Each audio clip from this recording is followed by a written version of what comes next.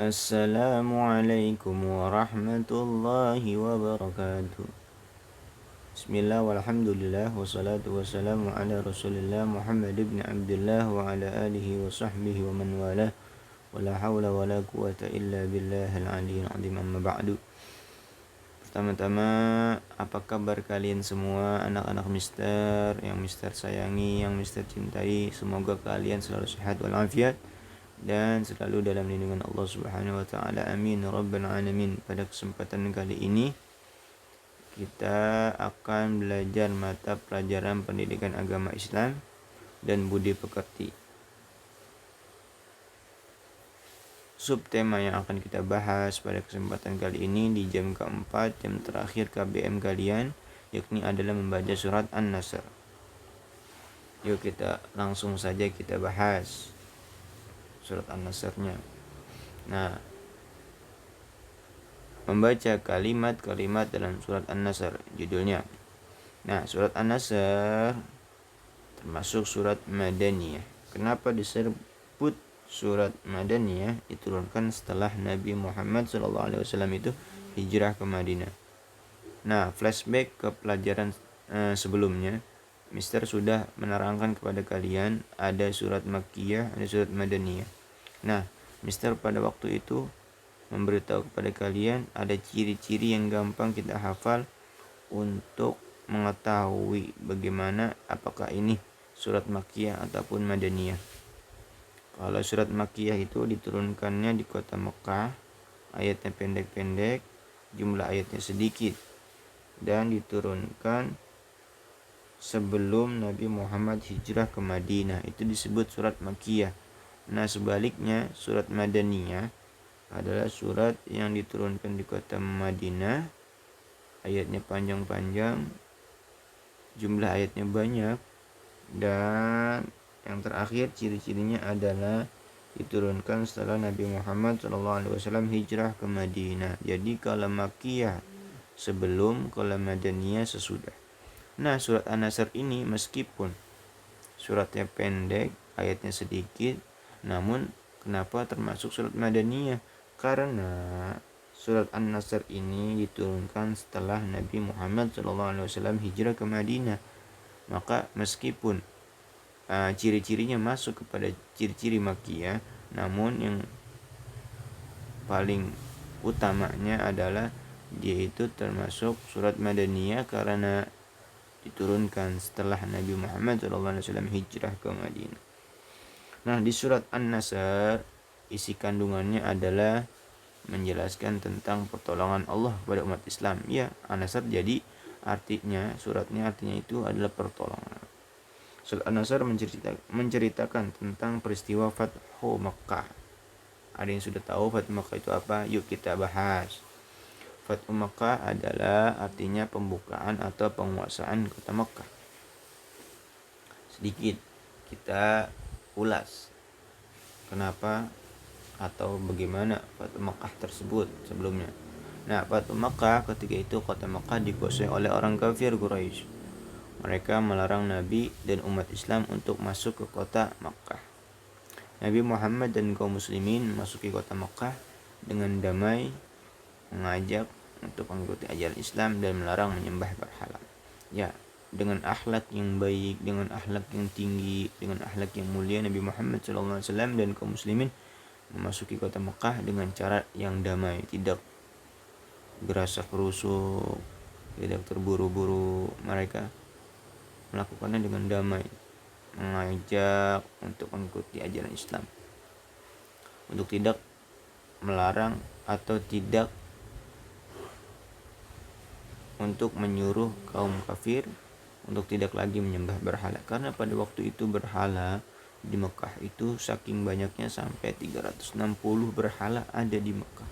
Padahal sampai kalau dilihat sekarang Mekah itu tempat ibadah umat Islam. Nah, sebelum Islam datang itu Mekah itu ya kan berhalanya sampai 360. Nah, yang unik pada waktu itu sebelum datangnya Islam, mereka menyembah berhala di Mekah. Nah, ketika Nabi Muhammad datang, berhalanya itu ingin beliau bertujuan untuk menghancurkannya. Nah, mukjizat beliau ketika itu adalah ada tongkat. Ketika tongkat itu ditunjukkan kepada berhala yang ditunjukkan, yang ingin dijatuhkan, maka jatuhlah atau hancurlah berhala tersebut. Satu persatu Rasulullah menunjuk sampai 360, akhirnya habis. Akhirnya itu salah satu mukjizat yang luar biasa yang diberikan Allah kepada Rasulullah SAW. Nah, pada kota Makkah menerima ajakan Rasulullah ketika itu dengan sukarela, terbukalah kota Makkah bagi kaum muslimin. Sejak saat itu umat Islam mendapat kebebasan untuk menunaikan ibadah haji. Umat Islam tidak takut lagi dengan orang-orang kafir Quraisy. Nah, setelah mengetahui sejarah dan surat An-Nasr, ya kan, surat An-Nasr yang jumlah ayatnya 3 ayat saja, kita teruskan dengan membaca surat An-Nasr-nya dengan menggunakan makhraj yang benar.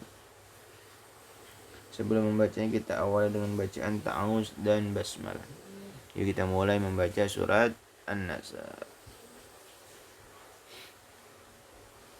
Kita mulai dengan ta'awuz dan basmalah. Ta'awuz, yuk.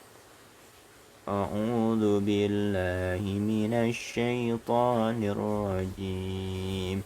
Bismillahirrahmanirrahim. Idza jaa nasrullahi wal fath wa ra'aitan nasa yadkhuluna fi dinillahi afwaja fasabbih bihamdi rabbika wastaghfir innahu kana tawwaba. Artinya,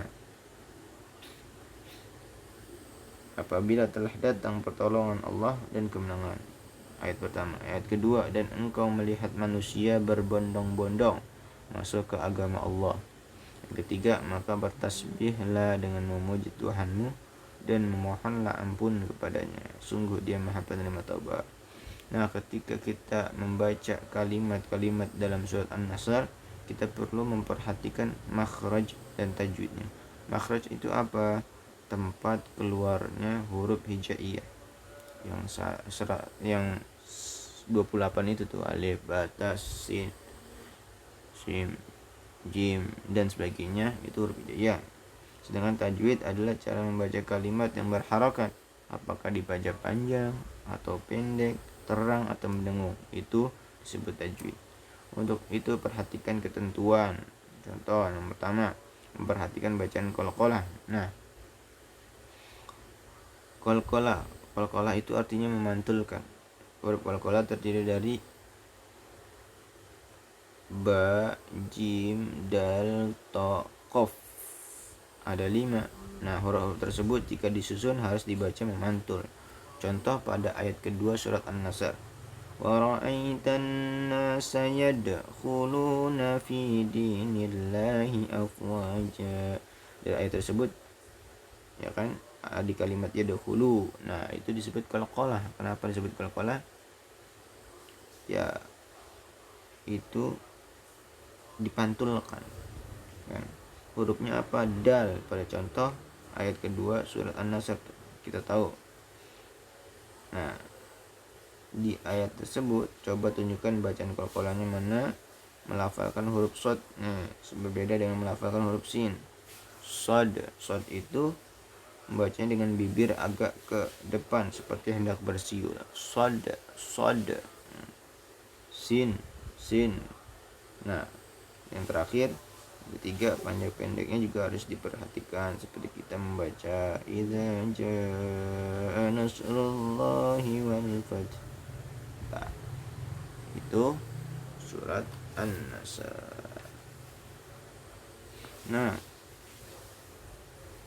nanti di buku kalian di halaman 18 bisa kalian lihat ya, ada huruf hijaiyah yang tidak berubah bentuk, ada huruf hijaiyah berubah bentuk, ada huruf hijaiyah yang dapat menyambung huruf di depannya. Yang terakhir ada huruf hijaiyah yang tidak dapat menyambung huruf di depannya. Di halaman 18 nanti kalian bisa lihat ya. Nah, dilihat di ayat pertama.